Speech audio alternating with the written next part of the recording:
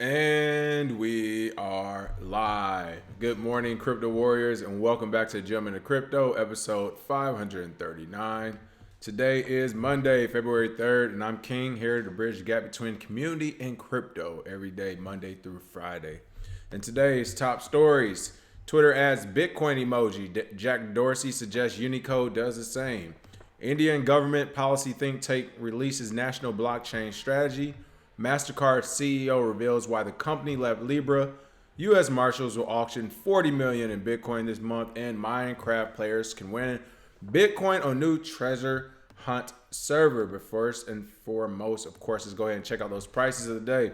Bitcoin is down 1.71% to $9,271. Lost that steam we talked about last week, not looking good. Ethereum's at $187, down 1.82%.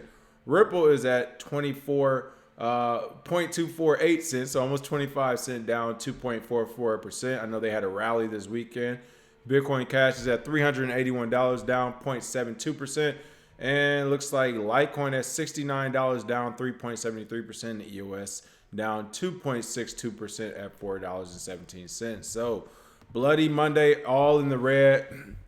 Again, mentioned this last week. I was like, depending on when this bull market starts, how strong it goes, if we can hit this 10K mark. What was a big determining factor for me last week, I was kind of eyeing today and tomorrow. Still a little bit more time, of course. We can have a bull run, and this price could literally shoot up to 20K in 10 days, as we saw it do previously, from $10,000 to almost $20,000 when we hit that $19,800 range. So it can happen relatively quickly. However, I do think for it to happen in the next few weeks, today and tomorrow was a big indicator. So of course we'll continue to watch it. We'll see if it can bounce back from this small dip it faced over the weekend, and it was just a healthy market cycle, or if we are back down going toward the bear. So we'll be paying attention to this, of course, on a daily. What's going on, Tessa? Canadian official, good day to you. All right, top story of the day: Twitter adds Bitcoin emoji. Jack Dorsey suggests Unicode does the same. And of course, Cointelegraph with this awesome artwork has Bitcoin in a grocery bucket, I don't know, there's a grocery cart, a Bitcoin on the back of a horse, and just a Bitcoin waving. Looks like Twitter co-founder CEO Jack Dorsey tweeted the newly added Bitcoin emoji on February 2nd and tagged Unicode, the consortium managing the character standard, in an apparent suggestion to do the same. Dorsey's tweets show that now whenever a Twitter users write the Bitcoin or BTC hashtag, an image showing its symbol appears next to it. You can see it here. Super cool. And finally, I think Jack Dorsey has this thing we will remember him by in the crypto space, and that's possibly getting Unicode to add the Bitcoin symbol to it, which would be great. Of course, you start seeing it on your cell phone whenever people type Bitcoin, this pops up. On Twitter, YouTube, any other messaging service, Instagram, when you start using the hashtag or the character or the BTC, as they say, it will actually come up. That was pretty cool to see. Of course, that would drive adoption for Bitcoin, and we have Jack Dorsey to thank for that. And if you can't hear in the background, you can hear those morning workers at work playing the sound of their people. What's going on, Sergeant Crypto? As the meme once said. It looks like after Twitter added the emoji to his platform, many cryptocurrency personalities test tweeted, including, of course, none other Tron's founder and BitTorrent CEO Justin Sun, as well as official accounts of major crypto exchange Binance used the emoji and suggested that the cryptocurrency community should join in using the hashtag to get it trending on Twitter. Binance CEO Champagne Zhao also retweeted the message stating, "Let's do this." So it looks like everybody is on board. Again, this is one of those things in the community we call consensus. That's a great part about crypto. A good idea was thrown out there by Jack Dorsey. And as you see, other Twitter users and other people in the industry also said, hey, great idea. Let's move forward with this. So again, let's go ahead and give Jack Dorsey that hand clap. And yeah, let's go ahead and retweet that and make sure you add Unicode so they can add that to their official Unicode as well. That way, again, when people are on the internet or people are using their cell phones and they write or type Bitcoin, or if they want to use the emoji symbol, it actually pops up. Wow. One small step for the industry, one big step for Bitcoin. There we go. All right, another news today. Indian government policy think tank releases national blockchain strategy. Now, this is a big deal because, of course, India has about anywhere about 16 to 17% of the world's population, something like that, something crazy. I think over 1 billion people. So, of course, wherever direction they decide to go when it comes to blockchain technology, cryptocurrency, and all that, the rest of the world is watching because they represent so many people. It looks like a policy think tank of the Indian government, Niti Aayog, Nitiaayog, so that's the way I'm pronouncing it, has released its national blockchain policy draft paper dubbed Blockchain, the India Strategy, which explains different use cases of blockchain in India, along with some conclusions from ongoing pilot projects. Niti Aayog was established with the aim to achieve sustainable development goals by fostering the involvement of state governments of India in the economic policymaking process. So again, this is their blockchain plan, or what they at least propose of some ways of thinking about blockchain technology in India. This strategy documents target stakeholders such as government, enterprise leaders, and citizens with the aim of demystifying the concepts surrounding blockchain technology. It aims to create a concrete national plan of action toward blockchain technology. Again, these are good things I like to see. They're not coming up to you on a Monday morning saying, hey, this is the new regulations. You guys are going to eat it and take it and move forward. No, they're actually trying to come up with a real strategy, a real game plan that circles around blockchain technology. As they say, they're trying to demystify the concepts, which I think is one of the biggest things. Because the biggest issue right now with adoption is that people just don't understand the technology. They only understand what the news say. They only understand what the FUD pieces that are put out, which all say Bitcoin and blockchain is basically being used by criminals and you shouldn't want anything to do with it. So I like the idea that this think tank is trying to actually demystify the concepts surrounding blockchain technology. Excuse me, it looks like this policy paper is being released in 2 different parts. Part 1 is dealing with the basic concepts, trust systems, and the economic potential of smart contracts and blockchain, ease of doing business, and different ongoing use cases, while part 2 will be released in the coming weeks, which will mainly cover different recommendations for using blockchain technology in India. Now, one of the things I wanted to highlight with this story, which is why I thought it was great, this think tank explains the generic features of distributed ledger technology, how it could represent a paradigm shift in the political economy of India. This is the one that no government, no one around the world wants to talk about. No one wants to talk about this. So for a think tank, of course, to attack it, not only was it responsible, but it was like the right thing to do at the right time. This is a conversation we need to have. How a paradigm shift in the political economy of not only India, but around the world will happen with this technology. It emphasizes a rethink of current engagement of government bodies. Quote, government should pay special attention to the decentralized network where peer-to-peer transactions can create more socioeconomic value. If state entity is there just to ledger maintenance and not adding some value, then we can relook the role of government. So in plain speak, if the government's only job when it comes to the economy is just to watch over the ledger, which you would no longer need with blockchain technology since it will be decentralized. Of course, if you were to use a decentralized type of coin out there, you wouldn't need the government. And they're saying we need to rethink and relook at the entire role of the government when it comes to the economy because of this. Again, no one has talked about this, and that is because this is the actual ongoing war or the fight, the thing that we say has already been won. And this is governments and banks fighting back ferociously. They understand that with blockchain technology, things like Bitcoin, their role is greatly devalued. It is marginalized, at least when it comes to the economy. And what we know about at least the United States government, the only way they can actually run and be powerful is through the economy. What will actually happen if we stop paying our government? I mean, you get taxed on everything. You get taxed on the money you make, the money you spend, the money you hold, the money you invest, the money you take out from your investments. You get taxed on everything. So what happens when you have a technology like the one we have now today with blockchain technology, or as they're calling it here, distributed ledger technology, which we know is blockchain technology based off the Bitcoin blockchain. What happens when you have that and that political economy does shift, that paradigm in the political economy does shift around the world, and people actually start to relook at government? Again, people, before their governments, there are like many kingdoms and many whatevers everywhere, right? Many communities. There hasn't been a world without a large-scale government. And again, with cryptocurrency and blockchain, I think we might head back in that direction, but at the very least, it's worth paying attention to. And it looks like in India, they're seriously considering it. Again, this is a think tank that's doing this, but kind of like how we are with regulations, where I tell people, you can't want a lawsuit against a crypto company and then say you don't want regulations in the same sentence. Like, they're all going to come. This is one of those things where the government now, they can't go to a think tank and say, well, what's your strategy, or what are some things you outline when it comes to blockchain technology in our country? And then one of the things they outline is the decrease of national government. That's going to look bad. On one hand, you can't say, well, this is a great technology and it's novel and we want to implement it. And then in the same paper where it says, but we don't need as much government, that's not going to sit right with them. But again, it's good that a think tank's doing it. They're being objective, unbiased, and just looking at the information out there and the technology out there. And this is what they came up with. Again, if this kind of goes for it in India and their country does start to relook the government and its role in the economy, I think we'll see other countries begin to do it. Not, of course, from the government point of view, but from the citizens' point of view, hopefully. So we'll see what happens with that. That's right, Sergeant Crypto, mass adoption, baby. Talking about that Twitter handle.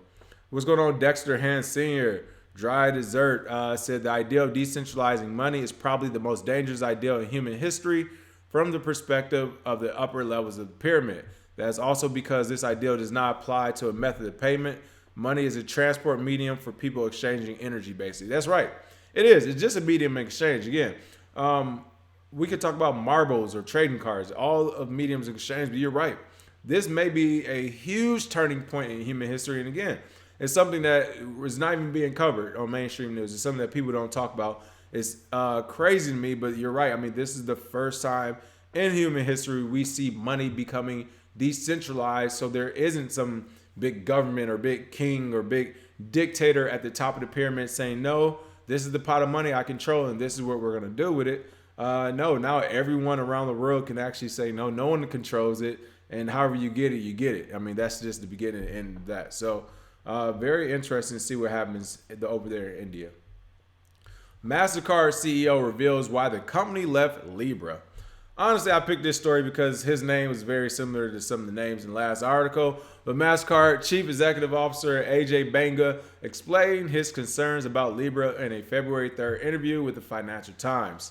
I'm actually kidding. Of course, I picked this story because they were talking about Libra. But I'm also going to make a little fun of AJ. I'm sure he's a very brilliant person, MasterCard CEO. But he bashed Libra for his lack of transparency while arguing that national payment systems are, quote, really stupid. Now, we saw this type of talk coming from the likes of Jamie the Dino Diamond, which we had many times as our dinosaur today. Speaking of which, we need to bring some people back. We've heard the same thing from Warren Buffett and his partner in crime. We've heard the same thing basically from every major CEO out there when it came to talking FUD pieces, of course, fear, uncertainty, and doubt. Any type of FUD articles about Bitcoin and cryptocurrency, right? And I bring that up because whenever they don't actually have a real argument or a real fight against something, they just go, they revert back to calling the elementary names. This whole idea of this is really stupid. You have the CEO of MasterCard calling another multi-billion-dollar company's payment plan structure really stupid. All right, and he's saying something about the lack of transparency coming from a credit card company. Again, I wanted to highlight this article because an article kind of points this out too. But the real reason why MasterCard CEO and a few other companies like PayPal left Libra, or who is it? PayPal, Stripe, and Visa. They left Libra, as it says right here at the beginning, indicated fear of running afoul of regulators. I wish they just call it what it is. Don't get to pointing fingers and calling things really stupid and lack of transparency. Just say we were scared of the United States regulators, so we pulled out, right? MasterCard, again, was one of the founding members of the Libra Association, along with Visa, PayPal, and Stripe. All four left in October of 2019, as it says here, without proper explanation, again, with rumors indicating fear of running afoul of regulators. Now, this article goes on more about it. AJ Banga kind of starts to talk about, hey, we don't want to do anything that's not fully compliant with local law. He pointed out, and this is how I know this is like regulators giving them the tap on the shoulder. He pointed out anti-money laundering, know your client, and data management regulation. Again, to cover each of these three things when it comes to cryptocurrency specifically, they're actually bad to have in cryptocurrency. You talk about anti-money laundering, whatever. Like, this isn't been an issue in crypto. As we know, less than 1% of people using crypto are criminals. And not only that, the best way to launder money is still cash. So again, that's a non-factor. Know your client and data management regulation. This is the biggest issue with that, which is the U.S. has been pushing. You need to know your customer and keep records. I know Japan's been pushing that. You centralize all the records when you do it. And that way, as soon as a hack happens, which they will, once hackers find out you're centralizing data again, we will have another Equifax all over again, where over half of the American population's social security numbers are now on the dark web. So you don't want to know your customer or have this data management regulations when you're using cryptocurrency. So it's one of the things that governments, and as you can see, business people, enterprise, and organizations still are trying to push for, of course, for the government. But it's something you actually do not want in cryptocurrency. That's one of the things we're getting away with. You do not want to centralize information. So yes, does it mean that this offers opportunities for criminals who want to stay anonymous and can't be seen? Still, yeah, of course it does. But the good thing, the majority of the planet aren't criminals, or everybody will be running around shooting each other 24/7, right? That's not happening. Majority of the population are going to school and work every day. So the majority aren't criminals. And it's already been shown that old-fashioned regular police work and investigations can still catch these people even when they use cryptocurrency. So again, it's a non-factor. It's just another reason, another way they're trying to slow down the business. This one being Libra. Of course, we know the reason why they're slowing down Libra. As it was pointed out earlier in the article, government, specifically in the United States government, was like, hey, MasterCard, Visa, PayPal, if you guys join in with Libra, then we're going to make your life and your business as it stands very hard. And last but not least, Banga also talked about the Calibra wallet as well as their business model. He said, hey, not only do I not know how we're going to make money, but also with this Calibra wallet, it doesn't sound right. Of course it doesn't sound right. The whole point of the Calibra wallet is to make money. I mean, I'm not even in the business meeting. I know this. Fees. It's all fees, right? So that is the way to make money. So again, for him to be the CEO of MasterCard and then to say, well, I don't know how they're going to make money, or transparency and this doesn't sound right. Just come out and tell the truth, buddy. Like a company like MasterCard, not only that, they would be honored to be business partners with Facebook on any level. So that's how I know it's a tap on the shoulder.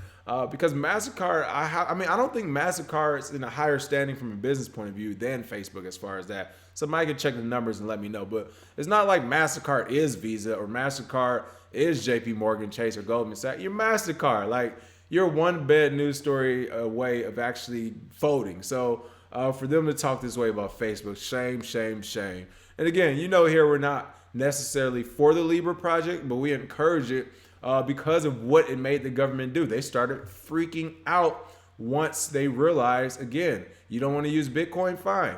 You can have the billionaire come up with a cryptocurrency. You don't want to use his, no problem. There's a 15-year-old in his basement right now making the next big thing that you still won't be able to stop. So I think the Libra model was good. I'm glad it was pushed out. And again, it made everyone get back on their job. So I'm happy to see that. Let's see. U.S. Marshals are back in the news. I think this is like the 5th time they're doing it, but the U.S. Marshals will auction $40 million in Bitcoin this month. I mean, listen, just off the bat to the U.S. Marshals and to the United States government, stop auctioning the Bitcoin and you don't have to regulate it. I mean, literally, there's 2 birds in one stone. You stop auctioning all those seized Bitcoin. You don't have to tax people. You don't have to regulate it. You don't have to take it from nobody. You don't have to worry about it because now you have your own stash of it, which will grow when you have 40 million. This is what's crazy about the United States government. We're about to auction off $40 million in Bitcoin. And I guarantee you, once this pump happens, we see Bitcoin hit 30,000, 40,000, they're going to be in a rat race just to start arresting people left and right with any minor infraction in the space, trying to give them life sentences just so they can get the Bitcoin right back. So I have no clue why we keep seizing and auctioning Bitcoin. But it's happening again. It looks like, I lied. I said I think 5. It said the first of such auction was actually at the end of 2018. So less than 5 more than likely. But the U.S. Marshals will auction approximately 4,040 Bitcoin worth $37.7 million at press time. Again, worth $37.7 million right now at $9,000. We've seen it already go to $20,000, and they're auctioning it. And these are going to be the same people going around. This is the U.S. Marshals. They're going to go around the country arresting people who own Bitcoin for the SEC, like we've seen with some of these ICO operators, and then they're just going to seize it again. I mean, this makes no sense. It looks like the auction will take place during a 6-hour period on February 18th. Bids will be accepted by email from pre-registered bidders only. I wonder what you need to do to be a pre-registered bidder for the United States Federal Marshals Bitcoin auction. Bidders will also be required to make a $200,000 deposit before being able to bid. Participants who did not win their bids will receive these back. Like, can you really understand the madness of our government right now? And again, this goes to show why they should not be regulating or making any rules or laws around Bitcoin. Bidders will be required to make a $200,000 deposit. Why? Like, do you all understand? You could listen, hit me up on Facebook. I can send you some Bitcoin. I can sell you some Bitcoin. You can go to different exchanges and buy Bitcoin. You don't need to have $200,000 deposited to buy any amount of Bitcoin. So again, this is why I want to stay away from all government in the space, because I'm telling you, you're going to let them in with these little tricks like what was it, Daddy Giancarlo, father crypto dead Giancarlo, and then all of a sudden he's making his USD coin. You're going to let them in one day, and then they're going to decide the next day, hey, you know what? Thanks for telling us all about this Bitcoin and blockchain, giving us a network. Now you need to have at least $500,000 in the bank before you're allowed to buy any. I mean, that's just the new rules. That's to keep everybody safe, to make sure terrorists aren't buying it. All right, we can be sure with these $500,000 investments, there's no terrorists. So, again, people, this shows how insane they are. They want you to have $200,000 deposit before you're able to bid. Now, it looks like the Bitcoin will be sold in 4 lots with 2,500, 1,540 and some change Bitcoin each. We saw this before. The first 3 lots are further split into blocks, each with their own numbers to the Bitcoin. So basically, they're trying to make money. This is the government, all right? The government's selling back some crypto. They're trying to get some paper back for it. I remember the last time, or one of the times they did this, if you remember, that's how Draper, I believe it was Tim Draper, Don Draper. I'm thinking about the TV show too, so it's messing up my head. But Tim Draper bought his whole lot of Bitcoins, that ended up being worth billions of dollars at its peak. He bought those from a government auction. So this is definitely going toward those high value investors, whether individually or from an organization, institution. But again, it's one of those things where they're making this way more convoluted than it needs to be. And this is why the government doesn't need to be in the cryptocurrency business. If they really wanted that bad, just keep the stuff you seize. You don't need $40 million back from anybody right now. I mean, it's the government. You have money upon money. You just print it off, $750 billion. So you don't need the money. Hold on to the Bitcoin and stop messing with the people in the space. That is my spiel on that. What's going on in the P-Man van? Sergeant Crypto said, I wonder who's going to get that. And then he said, my thing is, how are they getting them if they're confiscated or they're unconfiscatable? People must be telling themselves they're giving away their private keys. I have no clue how the government is actually getting people's Bitcoin. S1 does say you won the Bitcoin, but we have to keep some of your money for taxes. Exactly. You know how it works. Let's see. And last but not least, ending this on a great news story. Minecraft players can win Bitcoin on new treasure hunt server. This is something that I think, again, is coming.